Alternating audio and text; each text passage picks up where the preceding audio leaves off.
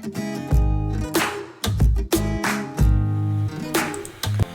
everyone, welcome back to my channel Investor Happy.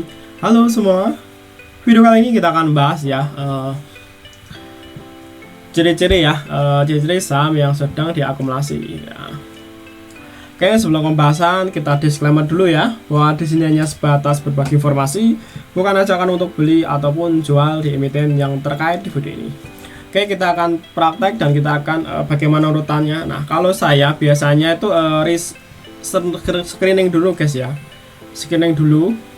Biasanya saya tuh nyari saham dropping ya, saham yang sudah jatuh dari high-nya dan dia sideways. Nah, itu yang sering saya cari. Nah, untuk screeningnya sudah tak bikin ya ini ya.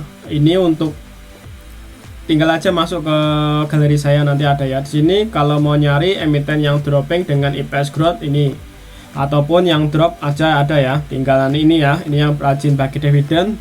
Dan masih banyak ya untuk saham ini, untuk screeningnya nanti teman-teman cari aja di video saya, udah ada tak bikinin ya. Untuk EPS growth-nya ada, terus yang bagi dividen juga ada. Nah, kita akan langsung pakai case. Nah, SMDM ya, ini tak bikin case. Kenapa? Ini ciri potensial ya, potensial ini diakumulasi. Biasanya dia akan bikin base dan dia akan naik ya, naik dan akan kembali lagi ya. Biasanya nggak jauh dari opennya, ataupun minus dari opennya, ataupun plus 1% ataupun setengah persen. Nah, biasanya seperti itu, dan ini masuk kriteria ya ini saham ini ya. Dan dia akan bikin channeling kayak gini ya, dia naiknya terbatas ya, naik sampai sini, terus di rata-rata juga akan bikin ini ya, bikin areanya seperti ini ya, dia akan naik seperti itu ya, sampai nanti benar-benar barangnya cukup ya. Nah, biasanya sudah naik tinggi gini, kenapa nggak langsung dinaikin? Biasanya nanti untuk market makernya ngitung dulu. Kan ada yang barang di atas tuh ya, jadi ketika nanti langsung dia tarik ke atas ya, bisa langsung diguyur orang-orang yang lagi sangkut ya, sangkut kedinginan di atas kan. Nah, makanya dia ngitung dulu, dibikin sideways panjang, baru nanti barangnya cukup. Karena market maker tuh dia akan ngitung guys ya, ngitung.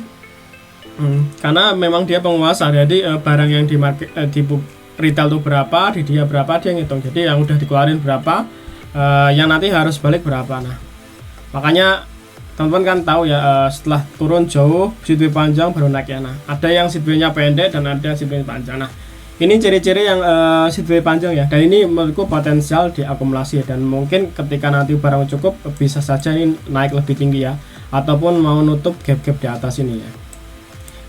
Nah, dan berikutnya teman-teman bisa cek ya, per hari ini bisa cek, misalnya hariannya bisa dicek ya, misalnya mau tanggal 21, cek aja deh, nanti akan ada yang akum-akum ya. Dia akan menggunakan beberapa broker ya, terus nanti di cross guys, di crossing itu nggak akan ketahuan ya. Jadi jangan heran nanti ya, yang biasanya akum ini tapi yang jualan malah yang lain ya. Nah, itu barang di cross ya, barang di cross tuh nggak akan kerekod ya. Jadi beda dengan nego guys, nego akan kerekod, kalau di cross nggak akan kerekod guys. Nah, ini ciri-ciri yang pertama seperti itu, dan selama ini yang kayak gini bisa manfaatin guys ya. Kenapa? Kan kita udah tahu base-nya, areanya beli di mana dan area jual di mana. Sebenarnya ini kalau teman-teman sadari ya, bisa dicopetin ya berapa banyak ya di sini. Nah, ini yang potensial ya, potensial diakumulasi dengan panjang ya. Jadi ini waktunya masih panjang ya. Jadi dengan kata lain, enggak akumulasi 1 hari 2 hari langsung naik ya. Nah, ini diakumulasi.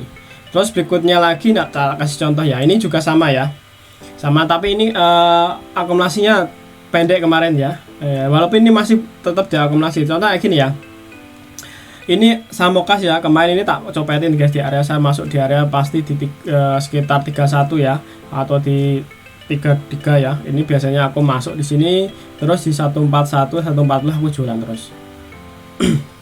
Seperti itu ya, dan sini langsung naik tinggi. Nah, ini Samokas juga potensial seperti itu, dan ini juga ya naik, biasanya ditandai gini ya, setelah dia naik terus dibikin merah, terus nanti untuk entry-nya tuh biasanya volumenya udah ngecil ya. Jadi dari minusnya 2% itu mengecil ya, 0%. Sebenarnya itu potensial nanti akan naik ya guys ya. Nah, ini tanda-tanda seperti itu ya, ciri-ciri saham yang diakumulasi. Tapi teman-teman harus ingat ya, akumulasi itu ada akumulasi yang pendek dan akumulasi yang panjang. Nah, itu yang jadi PR kita ya.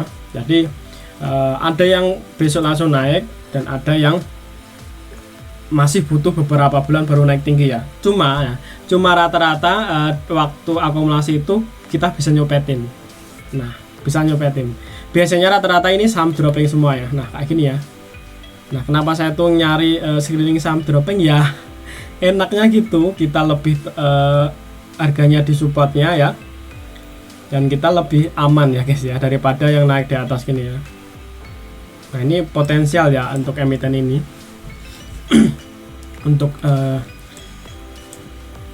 kriteria ini ya, kriteria terakumulasi ya. Nah, seperti itu ya caranya ya. Pertama screening dulu, setelah screening check-in ya, mana yang naiknya terbatas di area itu aja ya. Nah, di area itu aja. Nanti temen ukur aja ya, kalau misalnya mau nyopet cari base nya dan cari topnya ya. Nah, jadi di atas base nya dikit, di bawah topnya dikit. Nah, belinya di atas base nya dikit, jualnya di bawah topnya dikit. Jadi nggak usah nunggu topnya langsung kita jual, yang penting kan cuan ya. Nah, kalau mau nyopet itu seperti itu. Cuma kalau mau hold ya beli di area terendah, tahan sampai dia dinaikin baru jual. Nah, seperti itu. Cuma ya resikonya panjang. Dan satu lagi catatan, di sini cek ya, emiten ini penahara gitu ya. Nyari ini contoh gini, ini pernah naik 34%, jadi penahara. Di SDM ya, kita lihat ini juga pernah ya naik sampai ini 23, ini 18, ini sampai 34 ya. Nah, sebenarnya menarik. Jadi ketika ketemu emiten yang penahara di suatu saat nanti juga akan arah. Nah, ini potensial ya, ini udah ada channelingnya, tinggal nanti jebolnya ini bisa nutup gap, dan ini ada gap-gap ini ya. Dan ketiga bisa cek ya untuk bandarmologinya ini, walaupun sebenarnya nggak begitu valid ya, karena memang crossnya tuh nggak akan kedetek ke sini ya guys. Nah, itu ya. Jadi untuk kelemahannya di bandarmologi itu ya, saham yang di crossing misalnya dari AK ya, AK temen langsung pindahin ke sekuritas, misalnya punya Mirai atau YP, ini nggak akan ke-record guys. Di sini akan tercatat, di YP nggak akan ini. Nah, seperti itu ya. Nah, kelemahannya bandarmologi seperti itu. Cuma teman-teman bisa cek per hariannya tuh. Jadi kita lihat volumenya hariannya tuh, oh ternyata ada akumulasi gitu. Oke ya, untuk ciri-ciri ya, mengetahui ciri-ciri saham yang terakumulasi kurang lebih seperti itu ya. Ini menurut versi saya, menurut pengalaman saya seperti itu. Dan teman-teman kalau ada pertanyaan atau request silahkan aja ditulis komentar ya. Oke, terima kasih semua telah menonton video ini. Sampai ketemu di video berikutnya. Happy cuan and happy investor. Bye bye.